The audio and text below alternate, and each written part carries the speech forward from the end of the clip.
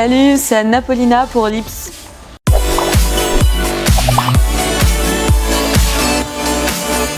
La bande originale de ma jeunesse, je mettrais forcément Sniper, du rire aux larmes, sans repère, gravé dans la roche. Ici on soigne tous, c'est la médecine douce, hélas la vie est une sacrée tâche, une bonne tâche tous. Et là je touche, le fond lycéen dessous mes yeux prennent. Ensuite, je mettrais The Cure.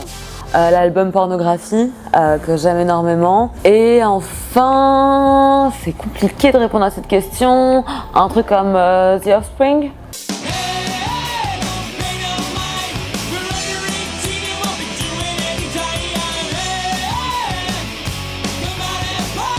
Alors quand j'étais ado, j'étais absolument fan d'Isabelle Adjani, d'Emmanuel Béard. J'ai toujours adoré en fait les femmes qui en imposent, les femmes qui ont un charisme exceptionnel. Puis j'aime les gens de talent, j'aime les personnalités originales, un peu too much, un peu caricaturaux, mais très intenses.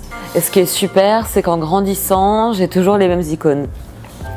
J'ai 2 singles de la honte. Évidemment, le fameux Tu m'oublieras de la Rousseau. Je pense que c'est au-delà d'un single de la honte, c'est un hit exceptionnel. Mais mon vrai single de la honte, c'est Comme je t'aime de Loana. Et je tiens à dire que c'est une chanson merveilleusement bien écrite.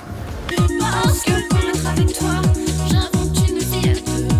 Parce qu'avec une bague au toit, tu n'es pas plus amoureux. Parce que lorsque tu dis non, tu t'adresses enfin à moi. Parce qu'il y a tort et a raison, je te veux plus fort que toi. Comme je t'aime. Les films qui ont marqué ma jeunesse, forcément 37-2 le matin, Béatrice Dalle, Je t'aime d'amour, ce film est tellement beau. Les couleurs, la musique, je pourrais en chialer, enfin vraiment. Je dirais qu'il y a Cyrano de Bergerac. Évidemment, je sais que c'est une pièce, mais le film avec Depardieu est absolument incroyable. Avec Depardieu, c'est carrément une histoire d'amour. Je suis allée le voir chanter Barbara au Bouffe du Nord récemment. J'en ai chialé, c'était l'un des plus beaux jours de ma vie. Un film de la honte. Premièrement, je tiens à dire que j'assume tout ce que je regarde. Je pense que j'en ai plusieurs, particulièrement les films avec Cameron Diaz. J'ai pas honte de Cameron Diaz du tout, mais dès qu'il y a Cameron Diaz au casting, je trouve que le film marche. Cameron Diaz, on peut que l'aimer quand on a envie que ce soit notre pote, cette meuf.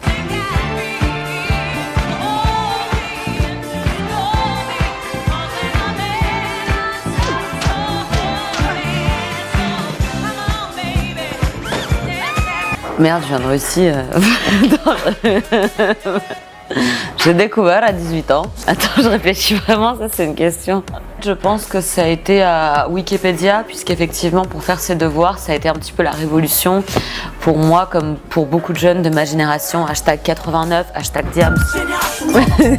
37-2 le matin est mon film culte, évidemment. Attache-moi de Pedro Almodóvar, qui pour moi est la plus belle allégorie de l'amour que j'ai pu voir de toute ma vie. Et ensuite, il y a un film que je trouve absolument magnifique, A Long Way Down. Voilà, A Long Way Down, ça a été une magnifique découverte, une vraie pépite. Setting fire to our insides for fun. Collecting names of the lovers that went wrong. The lovers that went wrong.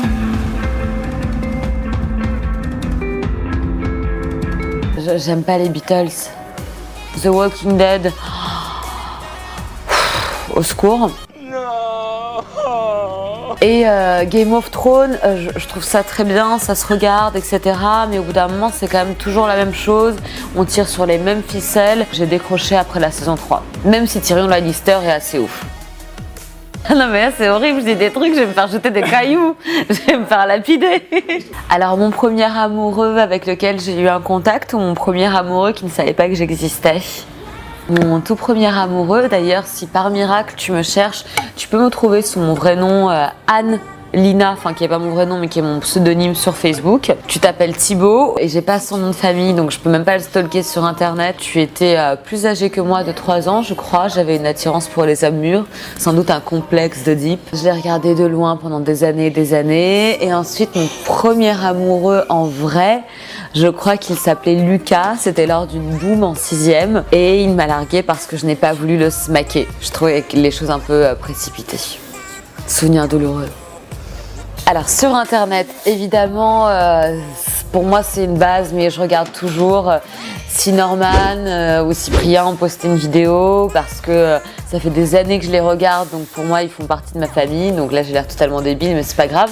J'adore Pierre Cross aussi, évidemment, que je trouve extrêmement talentueux. Solange te parle. Vraiment, merci Solange te parle, quoi. Je sais que tu verras jamais cette vidéo, mais c'est génial parce qu'en fait, quand tu vois les nanas sur YouTube, elles font tout le temps de la beauté, des tutoriels make-up, des trucs de coiffure, etc. C'est très bien, il n'y a pas de problème, je me maquille, mais qu'une nana te parle de bouquins, parle d'autres choses, je trouve ça super. J'aime beaucoup aussi l'esprit léger, l'autodérision, d'Andy raconte.